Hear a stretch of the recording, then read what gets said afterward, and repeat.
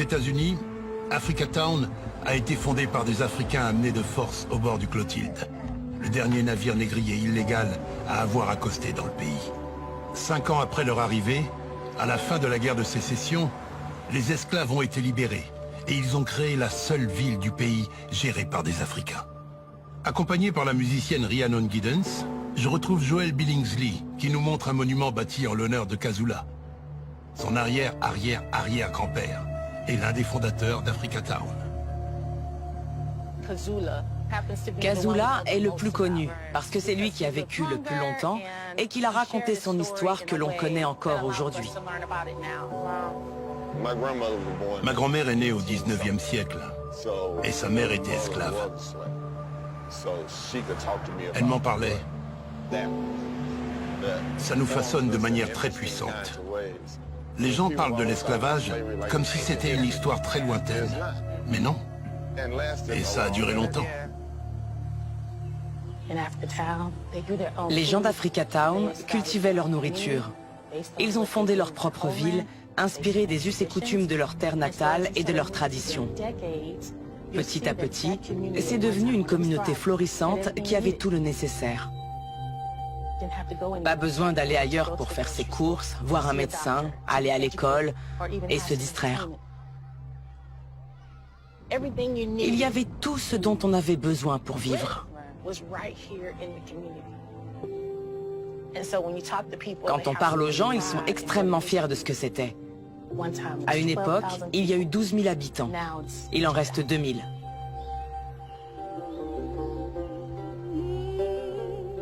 On veut faire revivre Africatown.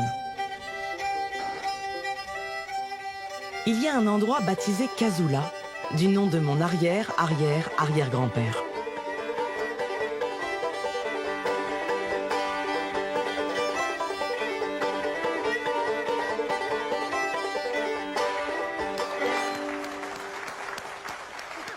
Pourquoi êtes-vous la première personne noire que je vois jouer du banjo? C'est la question. Ouais, bonne question. Quand j'étais petite, je voyais des blancs jouer du banjo et je me disais, ça me plaît, mais ça fait pas partie de ma culture. Et puis, j'ai trouvé des enregistrements de musiciens noirs qui jouaient du banjo. J'ai fait des recherches et j'ai découvert que c'était une grande tradition. On jouait beaucoup du banjo, pas seulement dans le sud, mais dans tout le pays. Pour moi, le banjo, c'était cet instrument métallique, avec des cordes en métal, souvent pour jouer du bluegrass. Et j'ai appris qu'à la base, c'était un instrument afro-américain qui ressemblait plus à ça. Et pour tout le monde, c'était un instrument noir. Le banjo était un symbole associé au noir. Ensuite, il y a eu un basculement dans les années 1820-1830. Quand des Blancs se sont dit « c'est vraiment cool, je voudrais en jouer ». Donc, des artistes de scène blancs se sont mis au banjo. On ne parle pas de ce changement parce que ces Blancs faisaient du blackface. C'est le début des spectacles de Blancs grimés en noir qui sont restés extrêmement populaires pendant plus de 60 ans. Est-ce que ça veut dire que le bluegrass actuel est né grâce aux Afro-Américains? À 100%, c'est exactement ça. Ouais. Une danse folklorique comme le do-si-do est afro-américaine? À l'époque, il n'y avait que les balles pour se distraire. Et dans les plantations, les musiciens de l'orchestre étaient afro-américains. Presque toujours. Ils ont été obligés d'apprendre des danses et des musiques européennes. Et ils les ont mélangées à leur culture. Ce qui distingue les danses folkloriques américaines des danses européennes, c'est le meneur, celui qui fait...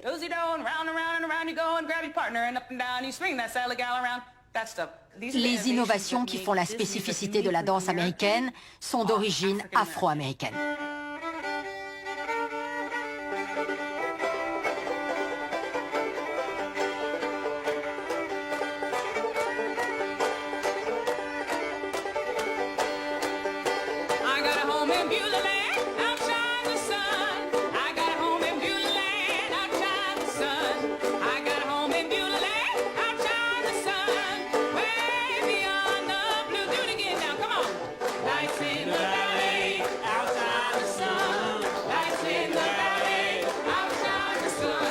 Lights in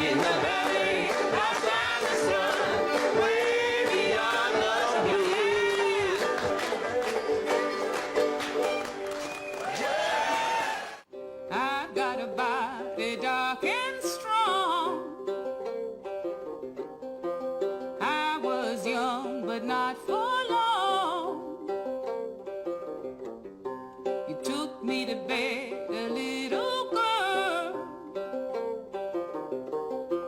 Left me in a woman's world. J'ai fait de nombreuses recherches sur la période de l'esclavage et j'ai étudié des petites annonces parues dans les journaux pour vendre des humains. L'une d'elles m'a frappée.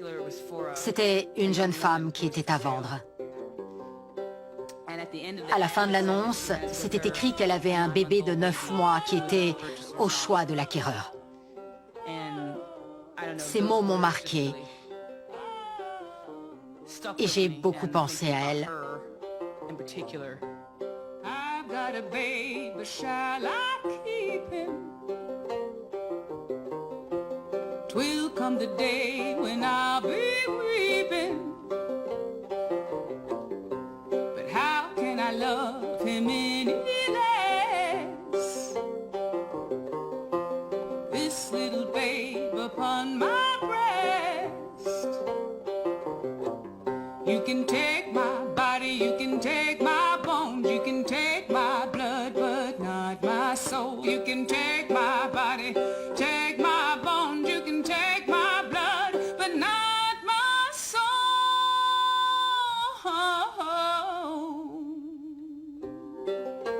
You have this lineage here. On peut retracer notre lignée. On a un lien historique avec le dernier navire qui est arrivé ici. On sait d'où on vient. Je ne sais pas d'où vient exactement ma famille, mais sur le plan musical, je connais mon héritage. Il y a plusieurs manières d'être relié à qui on est, en tant que communauté. Il n'y a pas que le sang. Il y a un lieu de rassemblement derrière Kazula, où les habitants d'Africa Town se réunissent pour honorer leurs ancêtres. Parents et amis, en présence de Dieu, nous faisons nos libations en mémoire de notre foi et de notre sang. J'ai grandi pas loin d'ici, et je n'aurais jamais imaginé qu'une cérémonie traditionnelle africaine avait survécu en Alabama. Quand nous faisons nos libations, nous réveillons les ancêtres, nous leur parlons. Nous allons verser l'eau pour symboliser la richesse de notre héritage. Pour symboliser la richesse de la terre qui nous a nourris et a nourri les générations précédentes. À chaque fois que je verse l'eau, je vous demande de répondre par « Haché », c'est-à-dire « Ainsi soit-il ». Répétez après moi « Haché ». Pendant des années, les Africains du Clotilde ont pratiqué des rituels, des cérémonies, et inhumé leurs proches dans cet espace sacré. Si vous le voulez, vous pouvez appeler ceux que vous avez enterrés Kazula. Ashe. Ashe.